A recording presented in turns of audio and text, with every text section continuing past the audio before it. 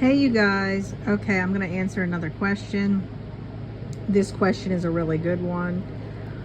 Why does the prodigal never want to talk about anything regarding you? The conversations are all very surfaced. They don't want to talk about what went wrong, what they did wrong to you, how you're hurt. That's pretty much what the question is. But before I get into the question, I want to do my introduction. Hi, everybody. I want to welcome all of my new subscribers. Thank you for joining the channel. I appreciate each and every single one of you. I am a restoration coach. I specialize in recovery from a broken marriage. I specialize in dealing with prodigals, addiction, alcoholism, gambling addiction, any type of addiction I specialize in, lust. I've dealt with it all with many members in my family, including myself, and many others. So if you would like to book a session, you can email me at deadmarriagesredeemed@gmail.com, or you could directly message me through the Facebook group at Dead Marriages Redeemed. Come on over. We would love to have you. The Facebook group is literally God ordained. Everybody on there, I love each and every single one of them. They are the most uplifting, God-sent people ever. I love each and every single one of you. Okay, so come on over. We'd love to have you. All right, guys. So let's answer the question. So the reason why, guys, they are very surfaced, they don't want to talk about your feelings, what they did to you, they want to deflect, it's always your fault, is because, think about it. Let's take yourself. We are at a point, when we're starting this journey, to where God has convicted us and he has shown us, the right way to live and what's not the right way. But we are so filled with pride, okay, we don't want to admit to it. So I remember, the Lord would have me on these points in my journey to where he would want me to set my pride aside. He would want me to apologize to people. He would want me to apologize to people that were wrong for my part, okay. He would want me to go over and hug somebody that was really mad at me, or take a stand and admit that I was wrong, even if they didn't apologize back. And I remember doing that. It was so hard because he was teaching me to break that spirit of pride. Well, here's the thing.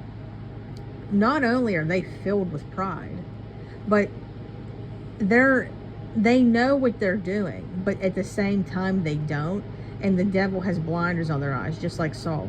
Think about how Saul was persecuting all those Christians, and it took until God blinded him in order for him to truly see what he was doing. That is when he truly was convicted and understood what he was doing. So in that, guys, is when the Lord is really going to reach you with that truth. So where they're at now, the condition that they're in right now, they're not in a place to where they can talk to you and take accountability for their actions. This is why holding them accountable, setting boundaries, and having healthy communication is going to help them. And if you need help with that, I have multiple ideas and a lesson based off of all of that to help you. So again, you can book your session. So anyway, they're not going to be able to do that. So you need to start sowing the seeds of holding them accountable, setting the boundaries, having healthy communication to get their spirit to grow. But the reason why this is very surfaced is because by them having to admit what they did to you and take accountability, think about how that's going to kill their pride. It's going to kill their pride. They can't handle that.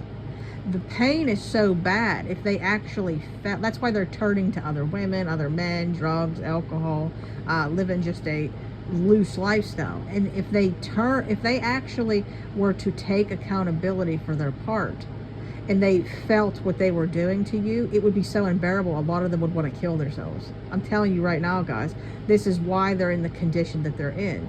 I remember when I was a prodigal, I would say things that I would never say now. I still to this day will think to myself, how on earth could I have said some of the stuff I said? I'm telling you right now, guys, because the whole goal here is God's transforming you into somebody completely new. He's turning you into somebody completely new, and he's doing the same thing with your spouse. So just like you are struggling with pride right now, your spouse is struggling with pride.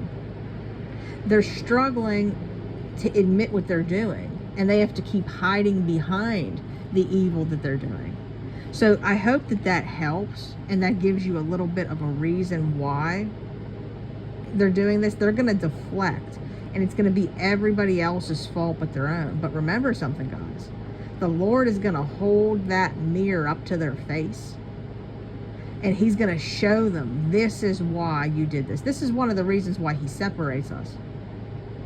He separates us from them because then they no longer can blame you. Think about it. When you're out of the picture, who do they have to blame anymore? So when things are going wrong in their life, they have no one to blame but themselves. They're going to see you were never the problem. This is why you have to trust the Lord, guys. You got to trust the Lord in order to be able to, how do I explain this? You got to trust the Lord in such a way to where, I'm not kidding you, like me right now, I had to take a step of faith and actually do this full time. That was a big step of faith. And I am doing it because I know his track record. God has shown me when you trust him and you're obedient, he's going to come through. It might not be in the timing that you want, but he's going to come through. So we have to trust him. We can be rebellious, but it's never going to be well for us. So right now, your spouses are rebelling, and that's all through the scriptures about rebellion. But God's going to get his way. He's going to get his way. So trust this separation, because don't you want your spouse to come back and actually take accountability for their part? They may not ever say to you, I was wrong, I'm so sorry. But they're going to show you in their actions. God's going to make sure that you see that they are. So right now, I know it hurts. I know it hurts so bad, but trust the process, guys. Trust the process. So I hope that this answers your question. I love you all. I hope you have a wonderful Friday. Get yourself involved in something that's going to help you, have a better Friday night. Maybe, watch a movie, and have a nice dinner and spend it with the Lord. Go for a walk. Do something that's going to help your spirits. If you're a lady, maybe go get yourself a pedicure. A man, maybe, go, if you have a son, and play baseball at the park. Or you can maybe go out with some of your guy friends. Hopefully you guys are all involved with some Christian friends or people that you can spread the word of God to. But remember something, don't be surprised if they mock you, because that's expected on this journey. They mock Jesus. But get yourself in a good community, with people that are going to help you. And if you have to, isolate yourself. This is something I went through. I'm telling you right now, and it may be lonely at first. It might be lonely at first, but I'm not going to lie to you. I'm more peaceful and have more joy alone with the Lord than I do with people. Because I'm telling you right now, there's a lot of people we have to guard our eyes, ears, and hearts with. So use discernment and let him show you the way. Protect yourselves, guys. All right. I love you all. You have a wonderful day. God bless you. And again, if you want to book a session, you can email me at deadmarriagesredeemed@gmail.com, and come on over to our Facebook group, Dead Marriages Redeemed. Bye, guys.